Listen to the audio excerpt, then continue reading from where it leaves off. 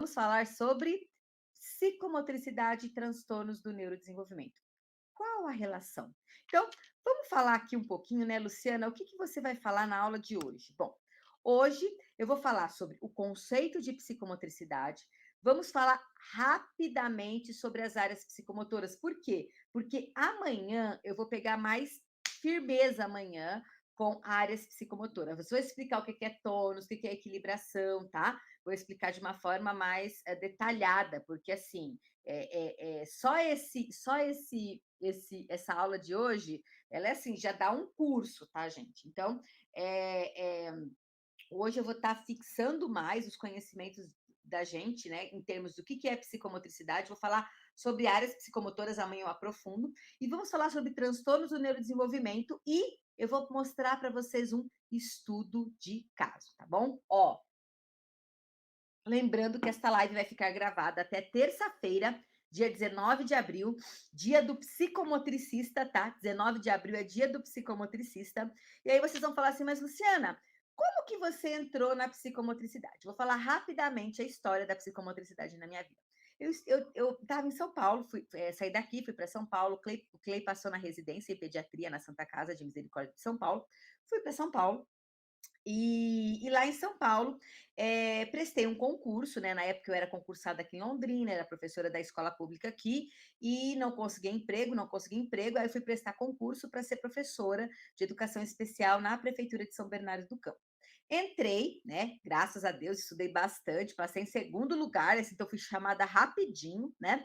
E aí, entrando lá na escola especial, que eu dava aula, isso em 1999, mais ou menos, 99, 99, 2000, ano de 2000, eu entrei lá na escola e eu tinha muitos alunos com muitas dificuldades, né, gente? A escola, uma escola especial, ela tinha como pressuposto crianças com deficiência intelectual, né? E crianças muito graves, né? Crianças com síndrome de Down, crianças autistas, alunos autistas, alunos com diversos tipos de síndrome, tá? Crianças com paralisia cerebral, com hidrocefalia, tinha uma aluna com hidrocefalia. Então, assim, com uh, muitos transtornos, muitas crianças com muitas dificuldades. E aí eu falava assim, e eu tinha feito a minha pós, e eu falava assim, mas gente, mesmo assim, eu não consigo é, melhorar os meus alunos, né? Eu não consigo fazer com que os meus alunos aprendam, tá? Então, aí eu fiquei muito preocupada, porque eu queria muito saber assim, o que eu poderia estar fazendo para os meus alunos estarem aprendendo. Jair, deixa eu te fazer uma pergunta. A live está aberta no canal do YouTube para o pessoal? O pessoal está falando que não está conseguindo entrar. Você sabe se o pessoal entrou, se o pessoal está conseguindo ver? Essa live é para estar aberta no nosso canal da Neuro Saber. Não sei se não está aberta, mas é para estar aberta, tá bom? Deixa eu ver aqui. Bom, então, o que que aconteceu, né, efetivamente? Aí eu comecei a procurar alguma coisa que me ajudasse no no no na no dia a dia aí dos meus alunos, né. Eu falava: "Meu Deus, o que será?" Tá sim, tá aberta, joia, tá sim, muito bem. Então, ó, não estava aberta, tá aberta, então tá, entrou via e-mail, joia. E aí o que que aconteceu? Eu lá com aquele monte de criança, com um monte de transtorno, gente, com um monte, ó, está como não listado, então a gente vai tentar colocar pelo listado, tá. Hã, então, eu lá com aqueles meus alunos com um monte de dificuldade, e eu fui procurar, e eu tinha uma amiga que ela falou: "Luciana, tem a psicomotricidade. Você já ouviu falar de psicomotricidade?" Eu nem tinha ouvido falar em psicomotricidade, gente, nem sabia o que que era psicomotricidade. Foi quando lá no ano de 2000 mais ou menos, 99, 2000, eu entrei na minha pós-graduação em psicomotricidade, que foi lá em São Paulo. Eu fiz no Instituto Superior de Psicomotricidade e Educação. Na época eram 20 alunos, 15 alunos, era uma pós assim, era bem cara, tipo, eu trabalhava para pagar minha pós, eu lembro que tipo era o preço de um carro, era bem, bem caro. Mas foi uma pós maravilhosa que assim me ajudou muito, muito, muito. Foi uma pós assim que me auxiliou bastante, né? Aí eu comecei a estudar psicomotricidade e não parei mais. Eu fiquei encantada com a psicomotricidade e mais do que isso, eu fiquei encantada com os resultados que a psicomotricidade deu para os meus alunos, o resultado que a psicomotricidade dava para os meus pacientes, né? Depois que eu fiz a minha pós-graduação em psicopedagogia, a minha primeira pós-graduação foi em deficiência intelectual, depois em psicomotricidade. Só depois eu fui fazer em psicopedagogia. Então, eu, como psicopedagoga, a psicomotricidade foi um divisor de águas na minha vida. Por quê? Porque muitas vezes eu ficava lá trabalhando com as crianças na clínica com papel, né? E eu não entendia a importância que a psicomotricidade tem. A base do tratamento, da intervenção psicopedagógica, deveria ser psicomotora. A gente deveria estimular as habilidades psicomotoras para a gente poder ter as habilidades psicopedagógicas bem desenvolvidas, né? Porque a gente vai ver aqui que o corpo e a mente, o corpo e o cérebro, eles fazem parte da mesma origem embrionária. Eu não sei se vocês sabem, mas vocês sabem qual que é o maior órgão do nosso corpo humano? Já estou dando aula para vocês, tá? Qual que é o maior órgão do nosso corpo? Vocês sabem? Qual que é o maior órgão do nosso corpo? É a nossa pele. E vocês sabiam que o nosso cérebro e a nossa pele têm a mesma origem embrionária? Que isso, Lu? Mesma origem embrionária. Quer dizer que o cérebro e a pele, elas têm a mesma origem lá, quando a gente junta lá o espermatozoide com o óvulo, né? O que que acontece? A gente vai formar um novo ser. E a gente tem alguns órgãos que têm a mesma base celular. E a pele e o cérebro, eles têm a mesma base celular, a mesma origem embrionária. Então, o que que isso quer dizer? Quer dizer que o cérebro e a pele, né? E por que que a pele é importante? Porque ela é o maior órgão do corpo humano e porque ela reveste o que? O nosso corpo. Ela é a primeira base sensorial que a gente tem. E é muito legal a gente fazer essas correlações, porque a gente entende, por exemplo, por que que pessoas que têm, por exemplo, doenças de pele, essas doenças, muitas vezes, elas têm origem emocional. Já ouviram falar de vitiligo, de psoríase, de alergias? A gente vai ver, vai estudar um pouco a origem dessas doenças de pele, né? O que que a gente vê? Que muitas delas têm origem emocional, mostrando que o quê? Que a pele e o cérebro, elas têm essa mesma origem embrionária e elas se correlacionam. Eu acho isso maravilhoso. É impressionante a gente ver o quanto que o nosso cérebro e o nosso corpo, eles estão correlacionados. Sempre que eu vou trabalhar com qualquer criança, desenvolver qualquer habilidade, eu não começo geralmente no papel. Eu sempre vou começar com habilidades corporais, com habilidades. E a gente vai ver, por exemplo, que matemática tem a ver, leitura, escrita, bom, coordenação motora, nossa, atenção.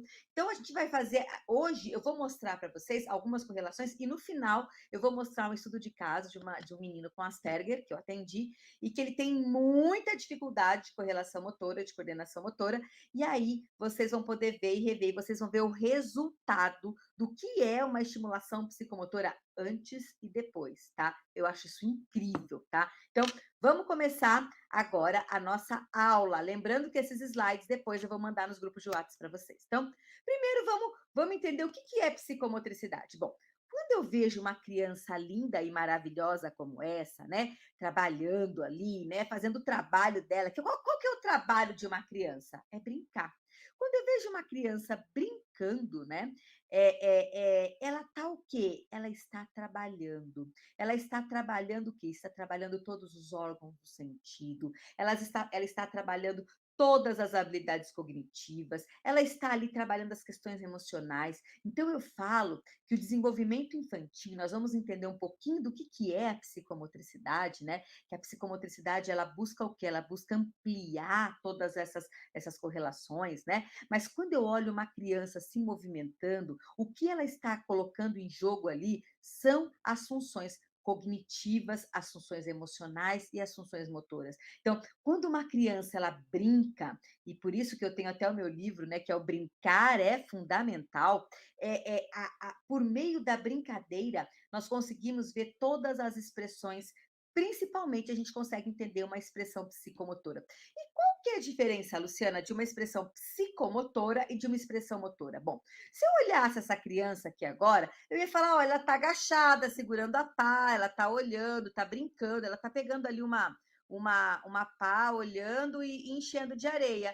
ela está agachadinha, está com os 2 pezinhos no chão, isso aqui é uma expressão motora. Mas quando eu olho uma expressão psicomotora, eu estou olhando essa criança, ela está em equilíbrio estático, ela está fazendo a integração visomotora, ela está com a atenção sustentada, ela está melhorando, estimulando a sua habilidade do equilíbrio estático, ela está trabalhando a dissociação de braço, ela está trabalhando a integração olho-mão, ela está trabalhando a dominância lateral, porque ela está trabalhando o quê? Ali, a mão direita, né? Pegando ali e já começando essa estimulação, e a gente vai falar um pouco amanhã sobre áreas psicomotoras, né? A criança termina o processo de dominância lateral ali por volta dos 6, 7 anos, né? Então, ela está se desenvolvendo nessa habilidade.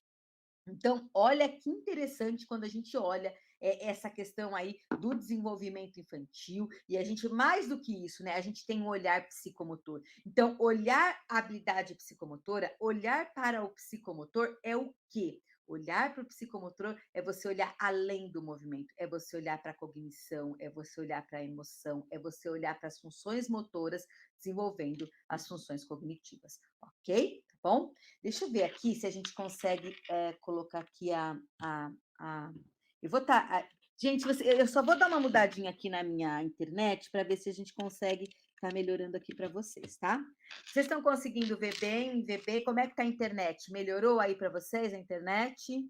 Eu gosto muito de olhar para a questão da internet para vocês não terem problema, tá? Estão vendo bem a internet, enxergando bem?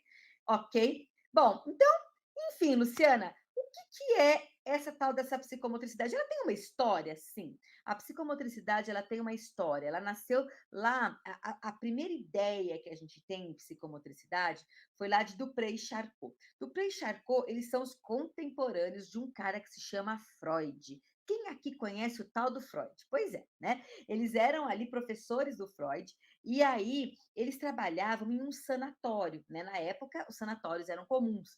E aí, o que eles começaram a perceber o Dupré e o Charcot? Eles começaram a perceber lá na França, né, como eles trabalhavam lá em sanatórios, eles começaram a perceber que aquelas pessoas que tinham problemas mentais, elas também tinham problemas motores. Eles começaram a ver pessoas com esquizofrenia, por exemplo, e essas pessoas, elas parecia que andavam diferente, elas tinham tics, elas tinham problemas de equilíbrio. Então, Dupré e Charcot, esses dois psiquiatras, eles que começaram a entender que espera será que o cérebro e o corpo, né, essas pessoas que têm transtornos mentais, eles têm uma significação motora, eles têm, parece um correspondente motor daquilo. Então, eles começaram a levantar a primeira lebre em relação a isso. Depois nós tivemos o Dr. Arruria Guerra, que é considerado o pai da psicomotricidade. Então, em 1945, o Dr. Arruria Guerra, ele fez o quê? Ele depois do pós-guerra, né? A Europa viveu aí a Segunda Guerra Mundial e terminando aí em 1945, Dr. Arruria Guerra ele vai atender, né, nos postos de saúde, nos centros de saúde, né, mais ou menos assim, para a gente poder fazer um comparativo, e ele começa a receber o quê? O que a gente recebe muito no pós-guerra, né? Pessoas amputadas. Ele recebia muitas pessoas amputadas. E aí ele pegou e falou assim, mas, né, a pessoa chegava lá e falava assim, estou com uma dor na minha mão. Aí quando ele ia olhar, não tinha mão. Falava, nossa, mas peraí, como você não tem mão e está com dor na mão? A pessoa chegava sem os pés, sem dedos, sem partes do corpo, e a pessoa sentia essas partes do corpo. Meu Deus! E aí ele falava, realmente, essas pessoas estão desequilibradas. Mas aí o que acontece? Aí, doutora Ruria Guerra, ele elabora a tese do membro fantasma, porque o que ele percebe? Que a representação corporal, ela não está somente aqui, a representação corporal, ela está aqui.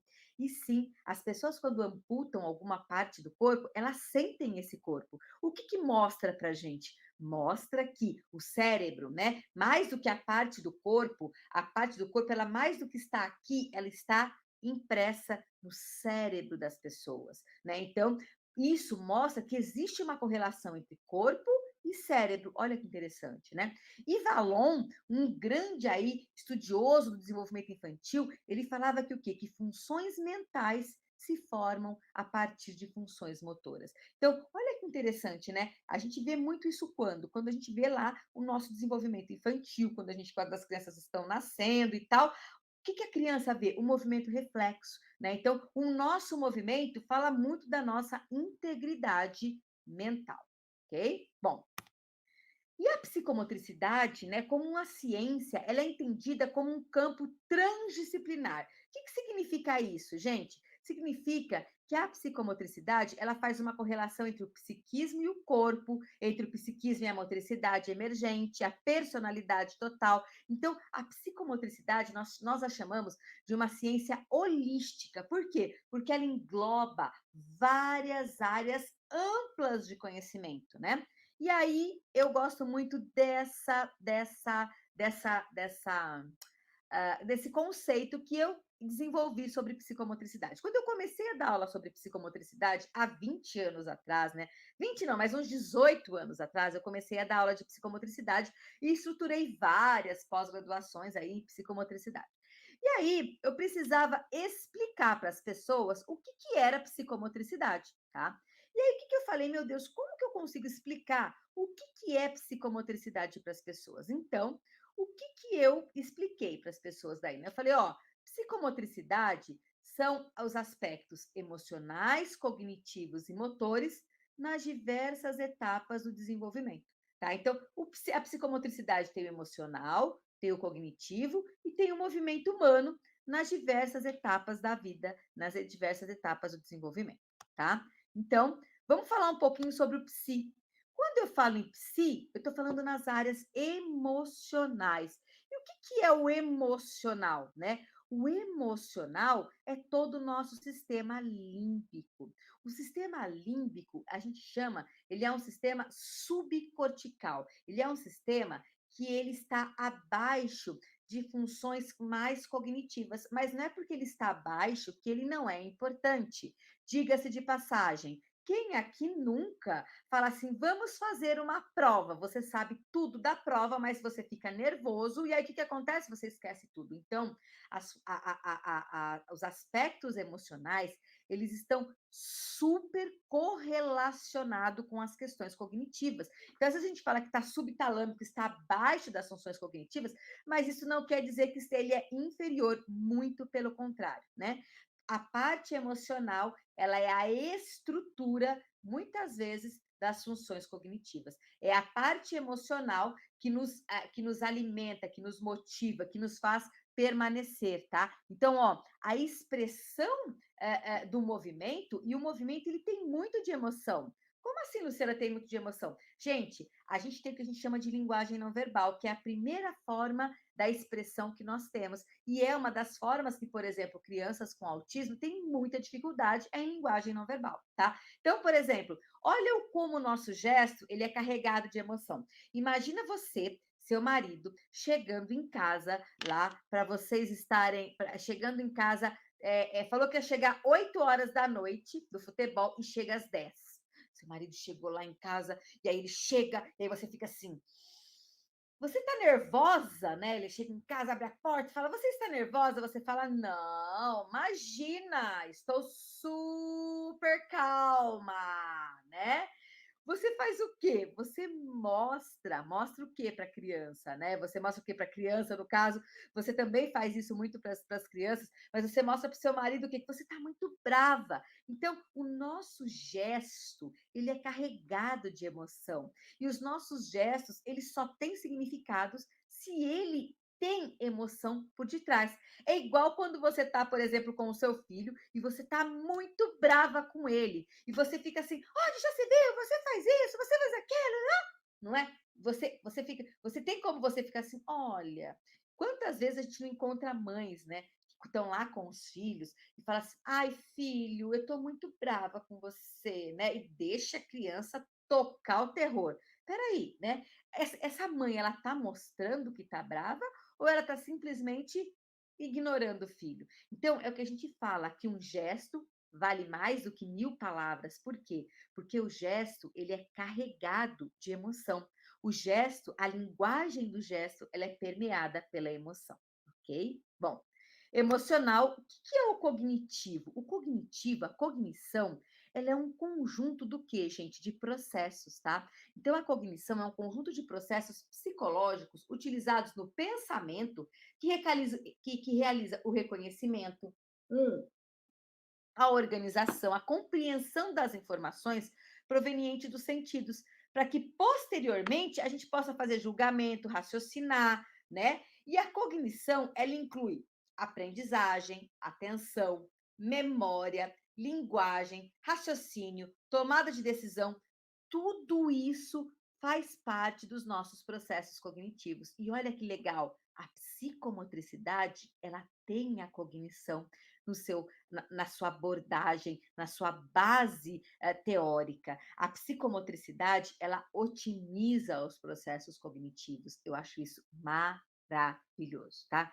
Então, é muito importante a gente poder estar entendendo e vendo, né? Então, a psicomotricidade, ela auxilia e estimula os aspectos cognitivos, né? Então, a cognição é como se fosse o processamento das nossas funções mentais, né? Então, a cognição é o que processa a atenção, a cognição é o que processa todas essas habilidades, a memória, a linguagem, e a psicomotricidade otimiza e potencializa muito as habilidades cognitivas, né? É só a gente ver o seguinte, por exemplo, a gente fala assim: ah, eu quero aprender, eu quero desenvolver, eu quero que a minha criança aprenda matemática. Muito bem, mas se ela não sabe contar os dedinhos das mãos, se ela não tem noção de proporção, como que ela vai aprender no papel se corporalmente ela não consegue?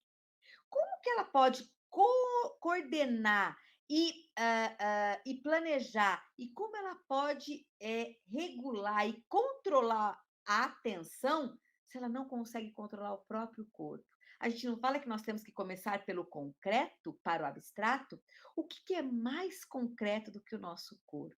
Né? Então, a cognição, ela parte das habilidades motoras. Então, crianças que desenvolvem habilidades motoras, desenvolvem essas habilidades olhando para essas correlações, a gente sabe que desenvolve, por exemplo, existe uma correlação de funções executivas com funções motoras. Crianças que têm dificuldade em funções executivas, elas também têm uma correlação psicomotora rebaixada, né? Então, é muito interessante. Tem um trabalho da doutora Adele Diamond que ela mostra o Taekwondo, o quanto que o Taekwondo ajuda e estimula as habilidades psicomotoras. Dança. A dança é uma habilidade muito interessante das questões psicomotoras, porque a dança trabalha ritmo, a dança trabalha freio inibitório, a dança trabalha muitas e muitas habilidades que são muito interessantes e importantes para as habilidades cognitivas, ok? Continuando aqui, que a gente tem bastante coisa para falar. Bom, então, lembra que eu falei que a psicomotricidade são as habilidades emocionais, cognitivas e motoras, o movimento. O movimento humano, gente, ele é um movimento totalmente diferenciado, tá? O movimento humano, ele é um movimento que a gente chama de movimento inteligente. O que que é um movimento inteligente? É um movimento que tem intencionalidade. Por exemplo, vocês sabiam que nós, seres humanos, conseguimos fazer isso aqui, ó, o movimento de pinça, por exemplo? Ele é um movimento que só nós, seres humanos, conseguimos fazer.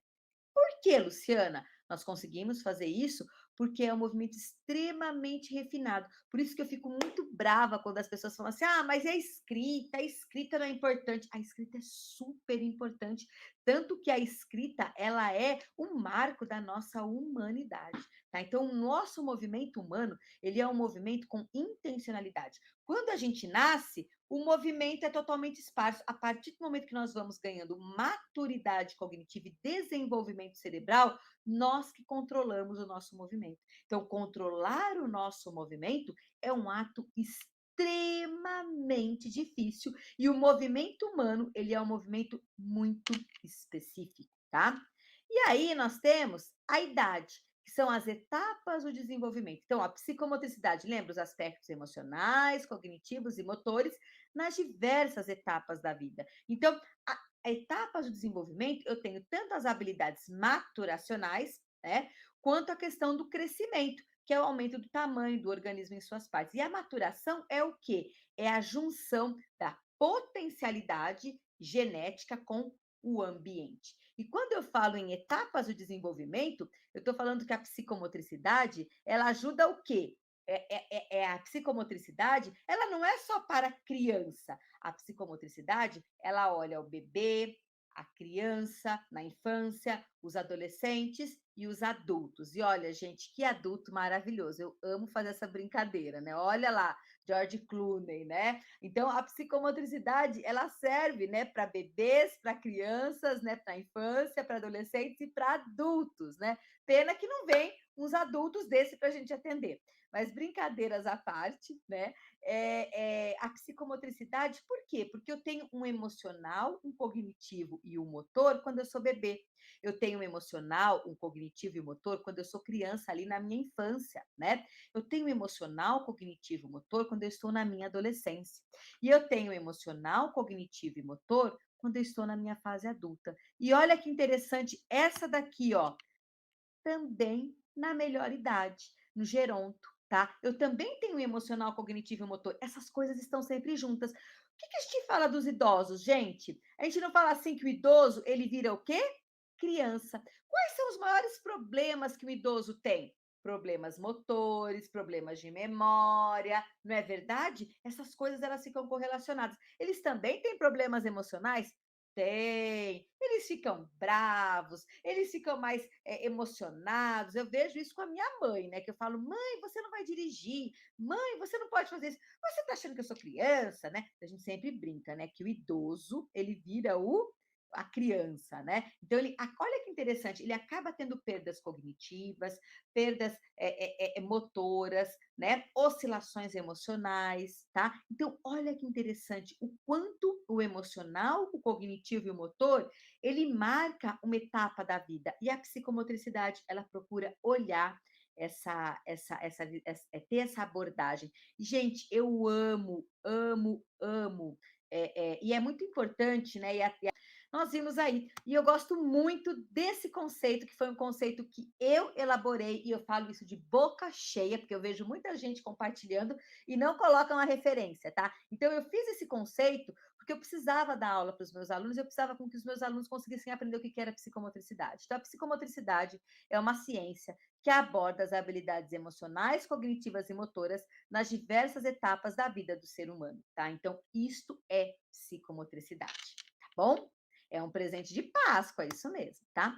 E a psicomotricidade, ela tem as áreas psicomotoras. Estas áreas eu vou entrar amanhã mais aprofundadamente com vocês, vou falar de cada área psicomotora. Mas, por exemplo, né, a gente vai ver a praxia fina. A praxia fina é a escrita.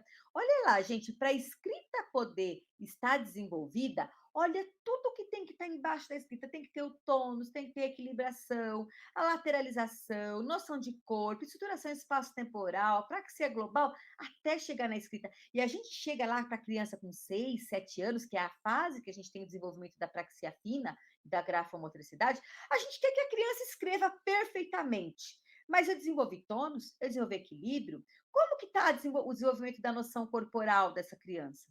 Gente, então é super, super importante a gente poder entender que a escrita, ela não é a vilã. A escrita, muitas vezes, é a vítima de uma abordagem psicomotora mal trabalhada, mal desenvolvida, mal realizada, mal feita, tá bom?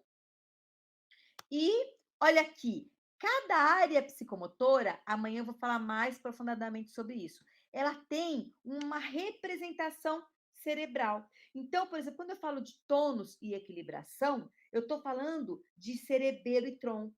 Quando eu falo de lateralização, noção de corpo, estruturação espaço-temporal, eu estou falando de temporal, parietal e occipital. Temporal, linguagem, parietal, a sensação e occipital, a visão, tá? Deixa eu botar aqui para vocês verem melhor, tá? E quando eu falo de praxia global e fina, que praxia é um movimento realizado com intencionalidade, é frontal. E olha que interessante, né? Frontal lembra as funções executivas e é exatamente onde a gente tem a representação da praxia fina. tá? Por isso que a gente fala muito para desenvolver habilidades psicomotoras, a desenvolver habilidades de funções executivas, desenvolver habilidades de desenvolvimento de coordenação motora fina, auxilia e muito todas as crianças, tá?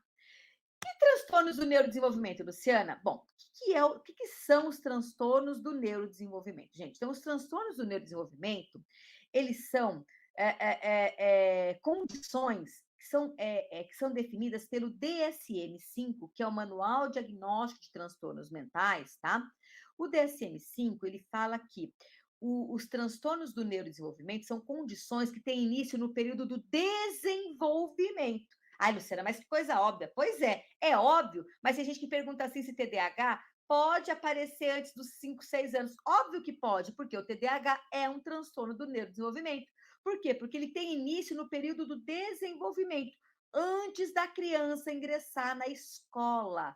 E são caracterizados por déficits, né? Por prejuízos que acarretam problemas no funcionamento pessoal, social, acadêmico ou profissional. Então, Luciana, o que é um transtorno do neurodesenvolvimento? É um transtorno que tem o seu início por volta, antes da escolaridade ou na primeira infância, que apresenta alguns sinais e que apresenta prejuízo.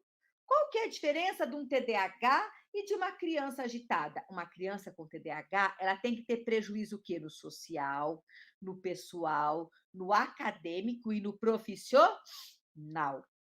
Ok? Então, é isto que a gente fala sobre transtornos do neurodesenvolvimento. Então, são vários os transtornos do neurodesenvolvimento, tá? Esses prejuízos, eles se limitam desde problemas globais, como deficiência intelectual, que dentre os transtornos do neurodesenvolvimento é um dos mais graves, até prejuízos específicos, como os transtornos específicos da aprendizagem, tá? Quais são os transtornos do neurodesenvolvimento mais comuns, Luciana? Deficiência intelectual, autismo, TDAH, dislexia e transtornos de aprendizagem de uma forma geral. Por quê? Porque a dislexia ela é um transtorno específico de leitura. Ela está dentro dos transtornos de aprendizagem. Tá bom? Bom, e quais são as características de um transtorno do neurodesenvolvimento, Luciana? As características do transtorno do neurodesenvolvimento os sintomas eles tendem a diminuir, os problemas eles vão sendo amenizados em relação à idade, principalmente se a gente trabalha com intervenção precoce, tá bom? E eles têm que estar, esse prejuízo ele tem que ser ligado à maturação do sistema nervoso central. Então, cada vez mais evidências que os transtornos mentais, de um modo geral, eles têm uma alteração neurobiológica e detalhe, eles costumam ter comorbidade. Então, por exemplo, a gente sabe que o TEA, por exemplo, tem 85% de comorbidade. O que é comorbidade? É um transtorno que é associado a outros transtornos. Então, eu tenho lá o TDAH, o autismo, ele tem muita correlação com o TDAH, 50% dos TEA 60 podem ter deficiência intelectual, podem ter alterações sensoriais, podem ter transtornos de aprendizagem, tá? Então é muito interessante a gente entender essas correlações, tá? Além dessas características, a gente nota o quê, né? Que esses transtornos, eles são definidos em termos comportamentais, né? Tem exame? Tem exame para autismo? Vamos ver se ele tem autismo. Não, não tem. Não, não dá no exame. Ele é comportamento. A gente tem que observar. Por isso que a gente fala de uma avaliação multidisciplinar, tá? Então, eletro faz diagnóstico, eletro não faz, tomografia não faz. Por quê? O que está falando no DSM-5, meu povo? O DSM-5 está falando aqui, está sendo muito claro, tá? Esse manual, ele orienta como a gente faz esses diagnósticos, tá? Então, os problemas, eles são por questões comportamentais e eles são e apresentam etiologia multifatorial. O que é multifatorial? Ele pode ser genético, ele pode ser ambiental, por exemplo, crianças prematuras têm 3 vezes mais risco de ter transtornos de neurodesenvolvimento, autismo, TDAH, transtorno de aprendizagem, deficiência intelectual. Mães que fumam, os filhos eles têm mais risco de ter TDAH. Então, às vezes, a genética está ótima, mas o ambiente não está bom. Né? Então, problemas, alterações ambientais, elas podem ocasionar aí também o transtorno do neurodesenvolvimento. Bom, é muito importante a gente entender isso, tá? Outro aspecto importante é o alto índice de comorbidade, que é aquilo que eu falei. Eles apresentam muitas comorbidades junto. Então, eu posso ter dislexia com TDAH, eu posso ter autismo com DI. Luciana, eu posso ter autismo com dislexia? Não, eu posso ter autismo com transtorno de aprendizagem geral, não com dislexia. Por quê? Porque a alteração do autismo na linguagem ela é diferente da dislexia, tá? Mas eu posso ter, por exemplo, eu posso ter dislexia e deficiência intelectual? Também não, são diagnósticos de exclusão, tá? Então, é muito importante a gente entender. Gente, o primeiro passo para a gente fazer qualquer processo inclusivo, qualquer processo de avaliação, nós precisamos entender os transtornos. E assim, cada transtorno desse poderia ser um curso. Eu poderia, vocês sabem, a gente tem o Proteia do Clay, que é um curso maravilhoso. Tem um curso de TDAH, tem curso de deficiência intelectual, tem curso de transtorno de aprendizagem, cada um. Então, eu vou falar aqui rapidamente de cada um, para a gente não ficar muito repetitivo, tá? Bom, é comum, né, então, as crianças com TEA apresentarem deficiência intelectual, com TDAH apresentar algum transtorno de aprendizagem, tá? Então, olha que interessante esse artigo aqui que eu tirei para vocês, de 2016, publicado na Lancet, tá? A Lancet é uma pesquisa, vocês sabem que aqui na Neuro, nós só trabalhamos com educação baseada em evidência, aqui a gente não fica fazendo achismo, aqui não tem achismo, tá? Aqui a gente mata a cobra e mostra o pau, como o pessoal diz, tá? Então, esse artigo aqui é muito legal, é um artigo americano, que ele mostra o quanto que as comorbidades, esses transtornos, eles estão correlacionados, ok? Os tipos de transtorno, temos autismo, TDAH, transtorno de aprendizagem, deficiência intelectual, né? Então, o transtorno do espectro autista, a gente já sabe, né, muito bem, são definidos por um conjunto de comportamento que tem tanto grau em grau e gravidade, que são indivíduos com dificuldade de socialização, de comunicação, com tendência à repetição, né? A gente tem aí, né, o que a gente vê de maiores impactos quando a gente vai falar no TEA, né, é a interação social, a comunicação social, comportamento repetitivo e interesses restritos. Gente, temos assim, o TOD, ele não é um transtorno do neurodesenvolvimento. O TOD, ele é um transtorno de autorregulação. Ele é um transtorno que ele trabalha a parte do humor, tá? Ele é um transtorno que ele vai para outra categoria, mas ele está também correlacionado, por exemplo, com o TDAH, e ele apresenta ali os principais sinais também no desenvolvimento, mas ele não é categorizado de base como um transtorno de neurodesenvolvimento, tá bom? Bom, o Proteia, a gente vai estar abrindo, daqui uns tempos a gente vai estar abrindo o Proteia, a gente abriu semana passada com desconto. Bom, então, interação social, comunicação social, comportamento repetitivo. Então, a gente pode caracterizar o TEA como mais ou menos prejuízos em cada uma dessas habilidades, tá? Bom, o TDAH, ele é um dos transtornos mais comuns. Então, a gente tem o perfil do desatento, o perfil do hiperativo, impulsivo, né? E o perfil do combinado. Então, de acordo com a Associação Brasileira de Déficit de Atenção, 3 a 5% da população do Brasil e de países do mundo tem TDAH, tá? E o TDAH ocorre na maioria das culturas de 5 a 2,5% dos adultos. Luciana, quer dizer que a criança deixa de ser TDAH? A tendência, né, é você aprender a lidar com o transtorno, né, e melhorar. Quanto mais cedo a gente começa aí a intervenção. Lembra que eu falei que qual que é uma característica dos transtornos de desenvolvimento? A tendência é eles melhorarem e não piorarem, tá? Ele tem uma tendência à evolução e não involução. A Rosa Maria falou: fiz todos os cursos. Ah, meu Deus, gostei, Rosa. Então, nós temos aí vários tipos de TDAH, o predominante desatento, né? Nós temos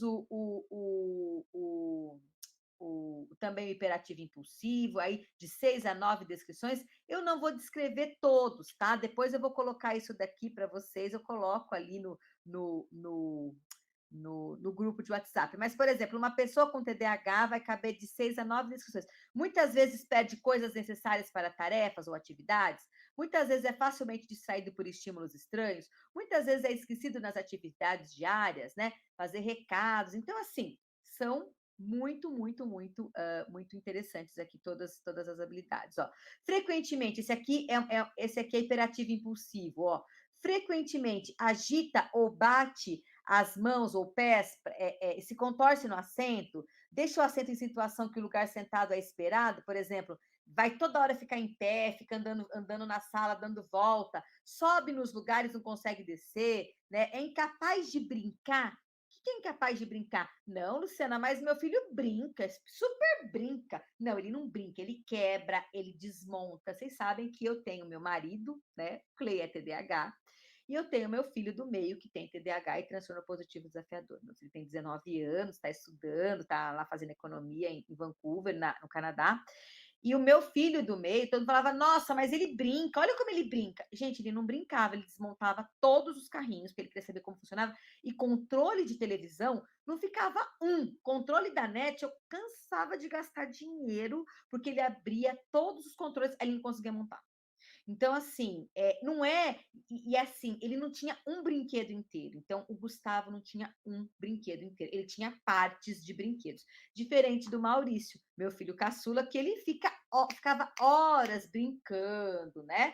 Então, às vezes a gente acha que brincar é manipular. Não, brincar é quando você tem uma intencionalidade lúdica, que você não faz de conta, que aquele brinquedo toma uma forma. Não é manipular o brinquedo, né? Muitas vezes também pessoas a gente vê assim do autista, né? Ai, mas ele brinca. Como que ele brinca? Ele bota um carrinho na frente do outro. Isso não é brincar, né? Ele está enfileirando, tá? Então, a gente tem que entender quando a gente fala nesse brincar, o que a gente está querendo dizer, tá? Então, esse brincar, ele exige paciência, exige atenção, tá? Então, é bem interessante a gente estar vendo e estar entendendo, tá? Então, muitas vezes se interrompe em conversa de outras pessoas, tá? Ele não tem paciência de esperar, quer toda hora tá falando, tá? Aqui nós temos os transtornos de aprendizagem, que nós temos os transtornos de leitura, de matemática e de expressão escrita, tá? Luciana, o que é um transtorno de aprendizagem? Lembrando que isso aqui tudo eu não vou ler para vocês, porque isso aqui vai tudo para vocês amanhã nos slides, nos grupos de WhatsApp, tá? Luciana, qual que é a diferença de um transtorno de aprendizagem para uma dificuldade de aprendizagem? Bom, dentro do DSM, uma das coisas que é bem importante para a gente poder separar o joio do trigo, nós temos que fazer o quê? O DSM, ele indica que nós devemos dar uma instrução de qualidade antes da gente falar que ele é disléxico, que ele tem descalculia ou que ele tem disgrafia, desortografia, tá? O que eles falam, tá? O que eles falam?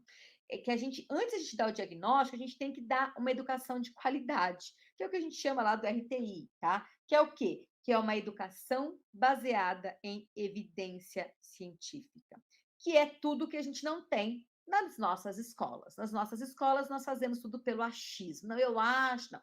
Quando a gente dá uma instrução de alta qualidade, que é baseada em evidência científica, com instrução explícita, então eu só posso falar que essa criança tem um transtorno depois de eu trabalhar com metodologias baseadas em evidência, programas estruturados de ensino e aprendizagem. Então, o que eu vou fazer? Eu vou pegar um Proleia da vida, né, que é o nosso programa de alfabetização. Ah, ele tem dislexia. Tá, ele não aprende a ler e escrever. Tá, vamos trabalhar o Proleia com ele. Trabalhamos o Proleia. Nossa, não é que ele está alfabetizado? Então, ele não tinha dislexia.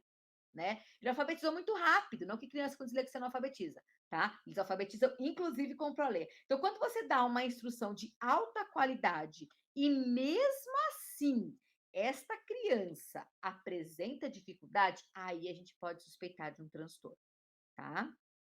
Tem psicomotricidade, nós temos testes psicomotores, tá? Bom, aqui nós temos alguns critérios também, tá? Que a gente pode estar olhando aí para os transtornos de aprendizagem, né? O critério as principais características do transtorno, pelo menos tem que ter 6 sintomas ou dificuldades de aprendizagem que persistam, apesar de provisão de ajuda. 6 meses, depois de 6 meses você trabalhando com a criança, ela continua com dificuldade? Aí pode ser um transtorno de aprendizagem. Temos que mensurar essas características, tem que ser quantificável, a gente tem que saber, aquilo tem que estar causando impacto importante, tá? Refere-se ao início das dificuldades durante os anos das atividades escolar, tá? E especificar quais transtornos descartando deficiência intelectual. Então, eu tenho que descartar deficiência intelectual para poder ter transtorno específico de aprendizagem, tá? E, por último, nós temos a deficiência intelectual, que o termo deficiência intelectual substitui o termo retardo mental. Antigamente a gente falava retardo mental, hoje nós não falamos mais isso, tá? E nós vamos estar falando de transtorno do desenvolvimento intelectual ou deficiência intelectual, tá? Os critérios para deficiência intelectual, eles enfatizam que, além da avaliação cognitiva, é importante a gente ver a avaliação funcional. Então, antigamente, era só importante o QI. Agora não, a gente também tem que ver a funcionalidade dessa criança. Então, aqui tem todos os critérios, né? Déficit das funções intelectuais, como raciocínio, resolução de problemas, déficit no funcionamento adaptativo, que é dificuldade em desenvolver padrão sociocultural, independência, aquela pessoa que tem muita dificuldade, limita o funcionamento, a atividade de vida diária, não consegue fazer as coisas sozinhas, são extremamente dependentes, tá? E eles têm início no desenvolvimento na primeira infância. Então, a gente viu que existem essas correlações, né? E agora eu vou mostrar para vocês um estudo de caso em que a gente, aqui o pessoal está querendo saber de teste, eu vou apresentar um teste aqui que a gente faz com as crianças de psicomotricidade para a parte de habilidade grafomotora, tá?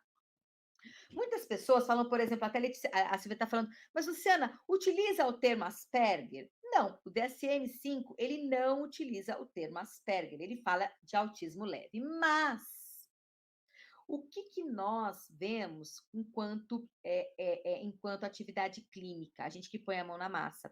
Existe uma diferença substancial entre um autista leve e um Asperger. Vocês vão ver uma criança, um autista leve, ele é diferente de um Asperger, primeiro porque o Asperger, ele é muito inteligente, ele tem uma verbalização muito boa, ele tem características específicas que vocês vão ver, eu vou mostrar no vídeo aqui para vocês, tá? Então, é muito importante. Tem muitas pessoas que têm até polêmicas, tira esse termo Asperger e tal. Mas só quem tem um filho, um aluno, um paciente Asperger e um autista leve, de alto funcionamento, que também são coisas diferentes, sabe do que a gente está falando. Então, não é porque o DSM-5 tirou o termo Asperger que a gente não vê ele no dia a dia. Existem até muitos pesquisadores que vão contra, né, essa questão falando que deveria ter sim deixado o Asperger, porque você deixa muitas, você deixa as crianças que têm, né, que são autistas e têm o Asperger, elas acabam sendo desfavorecidas quando você vai fazer a intervenção. Sabe aquela coisa que é muito bonito o doutor lá fazer a coisa na teoria, mas na prática, quem tem filho, quem tem aluno e quem tem paciente acaba generalizando algumas práticas que acaba prejudicando o desenvolvimento dessas crianças, desses adolescentes, desses adultos. Então, assim, gente, é super importante a gente poder tá olhando para essa criança do Asperger. Ah, mas Asperger não usa, esse termo é errado. É errado para você que não tem lá um Asperger e um autismo de alto funcionamento, que eles são totalmente diferentes. Eu vou mostrar o vídeo aqui para vocês e a gente consegue ver essa diferença de uma forma bem interessante, tá bom? Vou estar colocando aqui para vocês, tá? Então, ó, esse menino, aqui a gente tem, eu vou colocar aqui um artigo que fala comportamentos motores, né? Como se fosse motricidade em crianças autistas, né? Quais são essas alterações? Então, aqui eles mostram que crianças com autismo, elas têm muitas alterações psicomotoras, né? E vários artigos mostram, por exemplo, tem esse que fala da amígdala, né, que é uma circuitaria órbito frontal, que é a autorregulação emocional, que também ela tem um correspondente da parte do movimento. Então, aqui nós temos tanto a questão motora, né, do autismo, como também a autorregulação. Essas duas coisas, elas impactam o desenvolvimento psicomotor do TEA. Então, aqui eu vou contar para vocês as teorias psicomotoras que podem embasar as dificuldades psicomotoras de crianças com autismo. Então, nós temos a teoria da coerência central da Fritz, né, de 89, que fala da capacidade que as pessoas têm de juntar pormenores e compreender uma situação de forma global. E uma pessoa com TEA acaba tendo bastante dificuldade. Então, por exemplo, não é raro uma pessoa com TEA ela ter dificuldade, por exemplo, em esquema corporal. Ela tem dificuldade em perceber que o corpo é parte de um todo. Então, eu tenho várias partes, eu tenho cabeça, eu tenho pescoço, eu tenho tronco. Não é raro a gente ver pessoas com autismo desenhar partes do corpo totalmente separadas, tá? Por quê? Porque eles têm dificuldade no quê? Nessa questão da coerência central, tá? E que isso tem embasamento significativo quando a gente fala em autismo, tá? E também a teoria das funções executivas, que é o estudo da capacidade que as pessoas têm de organizar e planejar o que eu vou fazer com o meu corpo. Olha que interessante, né? Então, eu vou parar, vou pensar e vou me organizar e vou fazer. Então, as funções executivas sempre está envolvido no quê? Numa ação, num planejamento, tá? Num planejamento, numa execução motora. Então, essas são as teorias. Então, o estudo de caso que eu vou passar para vocês é do Breno. Na época ele tinha 12 anos, isso foi em 2018, tá? Eu fiz uma imersão, né? Eu fiz um aprofundamento em grafomotricidade, ele foi meu estudo de caso. Ele estava no 8º ano aí, estava numa escola pública, ele é o 3º ano, ele e a mãe, os pais são separados, ele tem fixação por origami. Gente, o Breno, pensa no menino que é fofo e maravilhoso. Ele tem uma coordenação motora fina absurda. Ele sabia fazer origamis 1000, mas pensa na escrita deste menino. Gente, a escrita deste menino era um problema sério. E ele conseguia, olha que louco, né? Mas como ele conseguia fazer origami e a coordenação motora? Por quê? Porque uma das maiores queixas que a gente tem, principalmente no caso de crianças, né, com autismo, é a coordenação motora fina. E isso não quer dizer que nós vamos forçar as crianças com TEA a escrever. Não. Mas nós vamos, por que não estimular para desenvolver? Né? E vocês vão ver o resultado que deu esse menino. Foi maravilhoso, tá? Então, a queixa dele, ó, foram 20 sessões de 40 minutos entre avaliação e intervenção de maio a setembro, tá? Muita dificuldade para escrever, alterna a letra bastão com letra cursiva, os professores relatam que ele não acompanha e muitos problemas comportamentais, porque ele odiava escrever, muitos problemas, tá? Atualmente, né, há vários anos atrás, aí estamos em 2022, há quase 4 anos atrás, ele estava com 3 tipos de medicações. Ele estava com bupropiona, por isso que a gente fala assim, nossa, autista leve, mas que leve é esse, né? A gente às vezes acha que o leve não tem tantos problemas, né? Então, ele tem bupropiona, risperidona e ritalina. Quais que eram as comorbidades associadas dele, né? Alteração sensorial, fobia, ele morria de medo de cachorro, de barulho, tá? E transtorno de ansiedade. Terapia, o que ele fazia? Ele fazia um acompanhamento médico regular, ele inclusive é paciente do CLEI, né? Ele fazia ecoterapia, reforço escolar e natação. Para esse estudo de caso, foi pedida uma reavaliação psicológica, tá? Essa foi a avaliação da figura humana dele. Vocês estão vendo a figura humana do Breno? Ó, não é uma figura humana tão ruim, mas vocês estão vendo que é totalmente desproporcional, né? Então, tem uma dificuldade ali psicomotora bem interessante. Olha a escrita dele. Vocês estão conseguindo enxergar a escrita? Vocês estão vendo a letra dele? A letra dele era essa, gente, com muitas dificuldades, tá?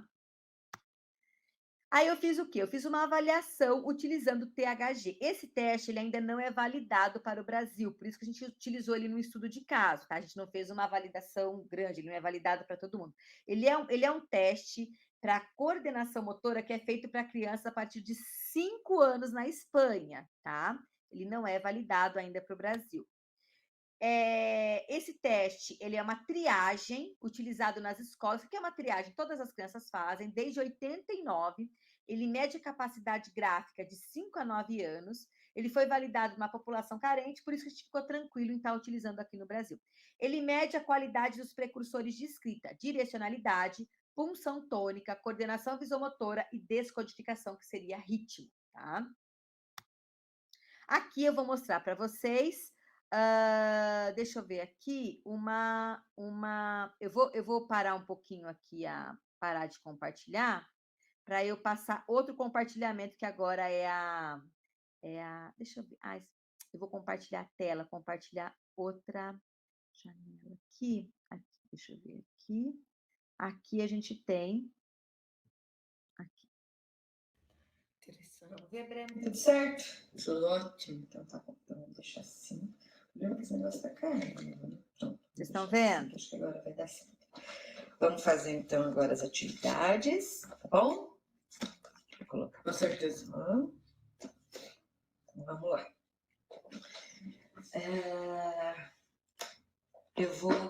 A gente fez essas atividades aqui. Você lembra que você foi mostrando o dedinho para mim? Eu lembro. Bacana. Com certeza. Agora você vai fazer uma dessa para mim, tá bom? Vou passar. Essa foi. Deixa eu só deixar aqui agora. Ai, caramba. Deixa eu passar aqui rapidinho para vocês. Faça um risco igual a esse para mim agora, por favor. Só para vocês verem o teste um pouquinho, tá, gente? Muito bom.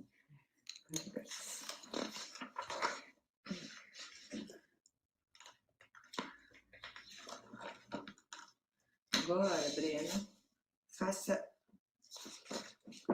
assim. Tá vendo? Aqui, ó. 1, 2, 3, 4, 5, 6. Faz pra mim, Breno, por favor.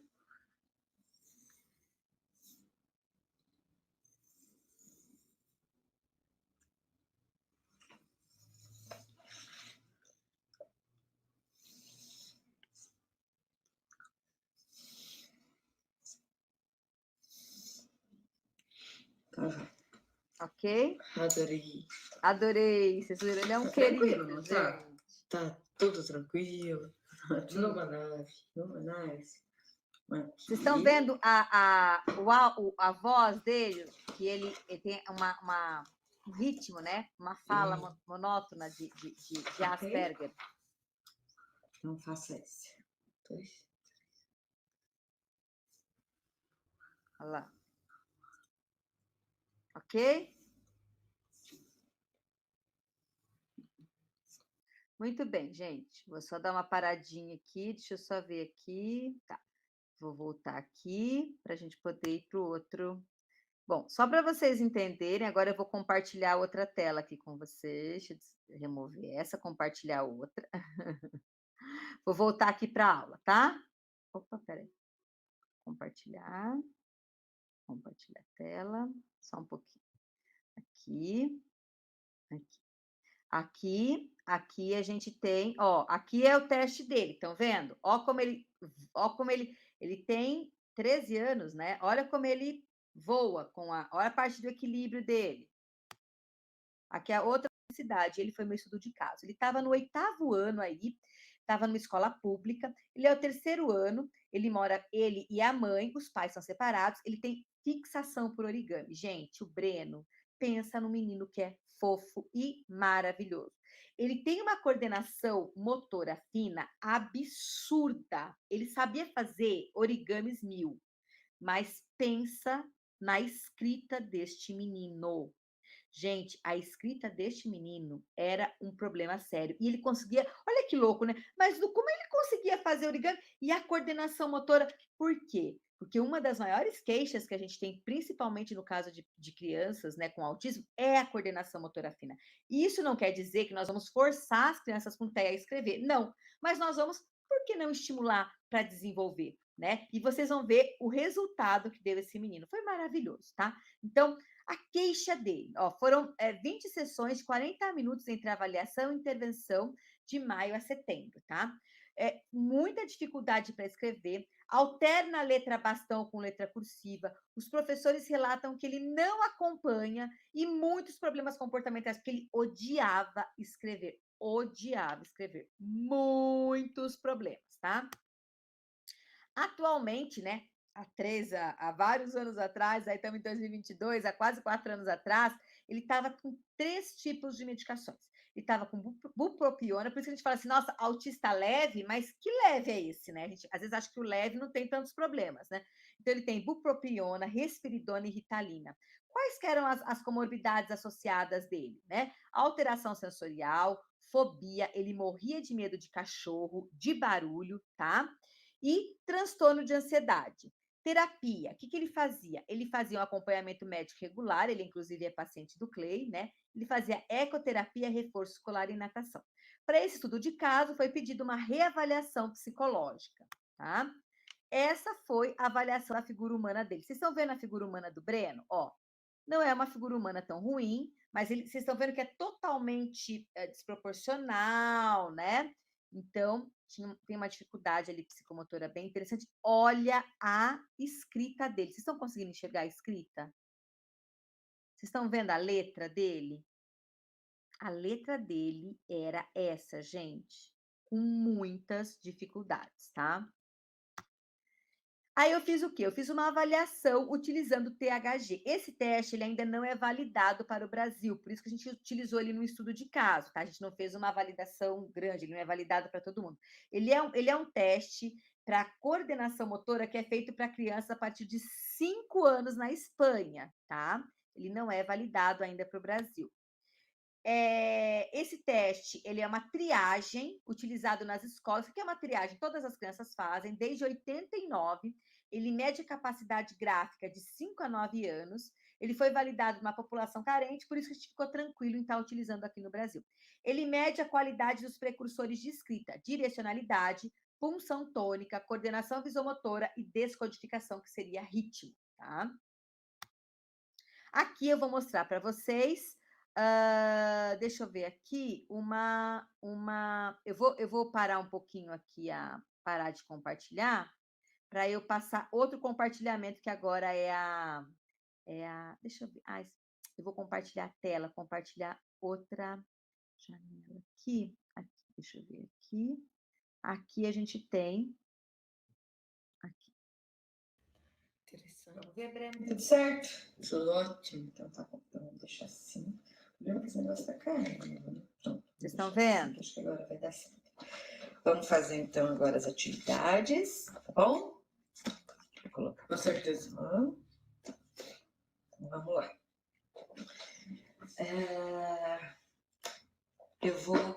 A gente fez essas atividades aqui. Você lembra que você foi mostrando o dedinho para mim? Eu lembro. Bacana. E agora você vai fazer uma dessa para mim, tá bom? Vou passar. Essa foi. Deixa eu só deixar aqui agora. Ai, caramba. Deixa eu passar aqui rapidinho para vocês. Faça um risco igual a esse para mim agora, por favor. Só para vocês verem o teste um pouquinho, tá, gente? Muito bom.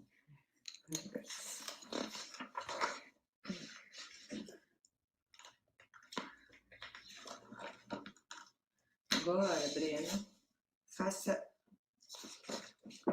assim. Tá vendo? Aqui, ó. 1, 2, 3, 4, 5, 6. Faz pra mim, Breno, por favor.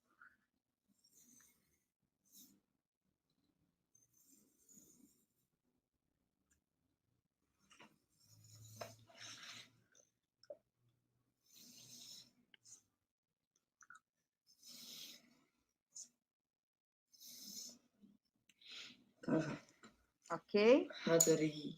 Adorei. Vocês viram? Ele é um querido, não tá? Tá tudo tranquilo. Numa nave. Vocês estão vendo a voz dele, que ele tem um ritmo, né? Uma fala monótona de Asperger. Então faça esse. 2. Olha lá. Ok? Muito bem, gente. Vou só dar uma paradinha aqui. Deixa eu só ver aqui. Tá. Vou voltar aqui para a gente poder ir para o outro. Bom, só para vocês entenderem, agora eu vou compartilhar outra tela aqui com vocês. Deixa eu remover essa, compartilhar outra. Vou voltar aqui para a aula, tá? Opa, peraí. Compartilhar a tela. Só um pouquinho. Aqui a gente tem, ó, aqui é o teste dele, estão vendo? Ó como ele tem 13 anos, né? Olha como ele voa olha a parte do equilíbrio dele. Aqui a outra avaliação psicomotora, tá vendo? Esse aqui foi o perfil dele, o resultado dele. Olha, ele tinha que ter o quê, gente? Ele tinha que estar lá no A. Olha lá, a direcionalidade, que é teste para ele ver a esquerda para a direita. Depois, punção tônica, que é a força. Depois, coordenação visomotora. O dele que estava pior era a coordenação visomotora. Amanhã nós vamos falar bastante de dominância lateral, olho-mão. Isso é uma coisa que a gente tem que trabalhar muito com as crianças que têm problema psicomotor. Trabalhar o olho e a mão, porque é o olho que vai guiar a mão. E a decodificação, que é o ritmo, para ele trabalhar a parte escrita. Olha aqui que interessante, né? A avaliação dele cognitiva deu um QI de 111, tá?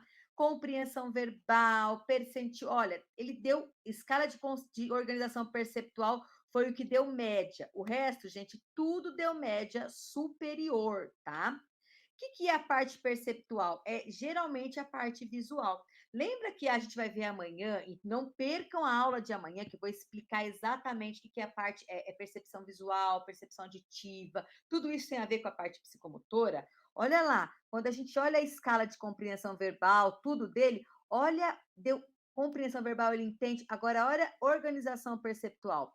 Foi uma das que deu menor, né? Isso aqui quem fez foi a psicóloga. E sabe o que foi interessante, gente? Que ele tinha medo de altura, lembra? Era para ele ter dado mais escalas maiores. Por que deu escala menor, Luciana? Porque a psicóloga era num prédio e ele ficou super nervoso, ansioso, e aí ele não via a hora de terminar, ele fez super rápido as coisas para ele não ter esse tipo de problema, tá? Então, olha só que interessante. Aí aqui o que eu fiz, né? Foram feitas 43 meses de 24 sessões de 45 minutos.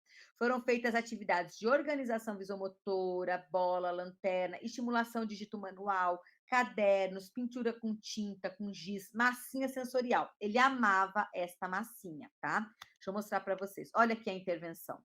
Uma das intervenções, eu botava aqui, por exemplo, para ele botar a caneta na tampa, ele tinha que apertar com a massinha, tudo que ele tinha que olhar com a mão, foi super legal esse processo de intervenção, tá? Aqui, deixa eu ver se tá aqui, a gente tem. Vamos ver. Eu acho que vai dar. Deixa eu ver. Aqui, ó. Eu vou mostrar para vocês. Vamos lá. Deixa eu ver se a gente consegue. Agora você vai guardar essa areia aqui, essa massinha com areia. Espera só um pouquinho, gente, que eu vou mostrar para vocês a parte prática. Espera aí que vocês vão adorar. Só um pouquinho, deixa eu compartilhar aqui de novo, remover aqui e compartilhar outra. Espera um pouquinho. Aqui, espera aí que eu vou compartilhar. Essa é a melhor parte, que tem a parte prática que vocês queriam ver. Aqui, vamos lá. Aqui, ó. Essa aqui é uma forma que eu trabalhei com ele. Assim, com os dedinhos, e vai guardar aqui, ó. Tá bom? Então, pode guardar a massinha pra mim. Ó. Olho-mão, gente. Coloca a tua outra mão aqui, Breno. Isso, perfeito. Por que eu fiz isso? Para eles fazer a parte... Joia. Isso. Olha lá, estão vendo? Ó, ele tá tendo que segurar na mão, ó. Foram esses tipos de exercício que eu fiz com ele, além da parte corporal, tá? Ó, ó. Vou botar mais para frente para vocês verem. Olha lá, ó. Tá vendo? Ele vai ficando mais difícil, ele tem que fechar cada vez mais a mão. Olha lá. Olha lá. Ó que legal.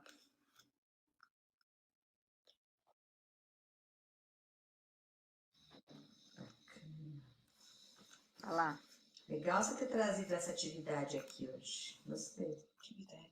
Agora dá para pegar com a mão inteira ou você vai ter que pegar mais assim? Acho que agora você vai ter que ficar pegando mais assim. O que você acha? Pode pegar ainda assim, que eu acho que dá, mas vai ter uma hora que vai ficar isso. Tem uma hora que vai ficar pouquinho. Aí vai ficar melhor você pegar com os 2 dedinhos só isso. Vamos. Isso. Segura assim, ó. Vamos ver? Vou dar um modelo para você. Aqui. Vai.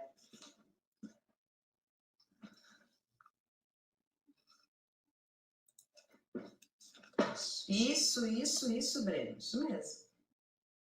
Olha. Agora vai ficar bem difícil. Bom, gente, então vocês viram, né? Como que ele Ele foi indo, isso tudo isso para mostrar o quê para você? "Nossa, Luciana, mas será que é uma coisa difícil? Será que é uma coisa, né?" Gente, não é nada difícil, é uma coisa que a gente consegue fazer, consegue trabalhar.